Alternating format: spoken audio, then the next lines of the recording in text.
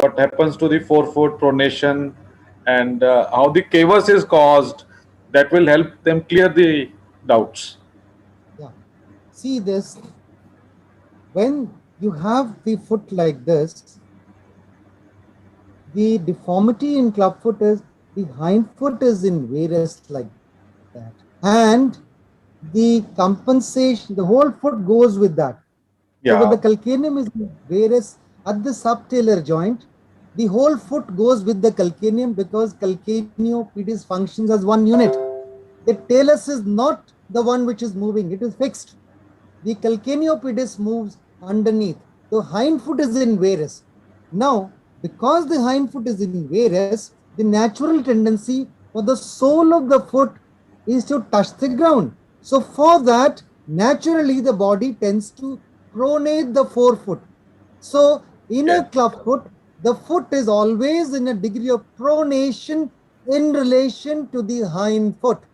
The forefoot is always in pronation in relation to the hind foot. The varus of the hind foot is a static fixed deformity.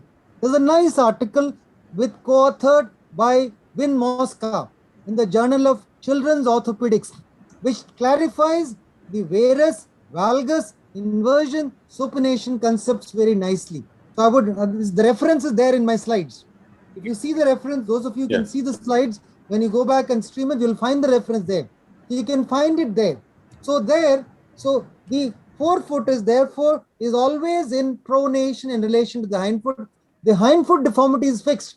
That doesn't budge unless you correct the deformity of clubfoot by using Ponseti's maneuver. So why do you have to supinate the foot? Why do you have to exaggerate the deformity? Why? That's because you need to bring the forefoot in line with the hind foot. So when the forefoot is pronated, look what has happened to the cavus. The cavus is exaggerated. A pronation of the forefoot reduces the height of the first metatarsal into a pronation, and therefore the cavus is exaggerated. So when you supinate the forefoot, the cavus is gone. Can you see? The cavus is gone. So you supinate the forefoot for two things. One, to bring the forefoot in line with the hind foot. Two, to reduce the cavus deformity. Both happen simultaneously. So people ask me, sir, isn't supination the only thing that you do in the first cast? No. You do supination, but also do abduction at the same sitting. You don't want to leave it in maximum adducted position. You want to correct the degree of adduction to the extent that it is correctable. So that is what you have. So pronation corrected to supination reduces the cavus. Supination and then abduction reduces the hind foot varus. The varus is a static deformity.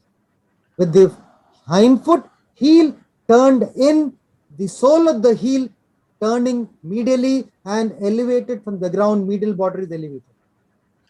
Thank you, Dr. Matthew, for explaining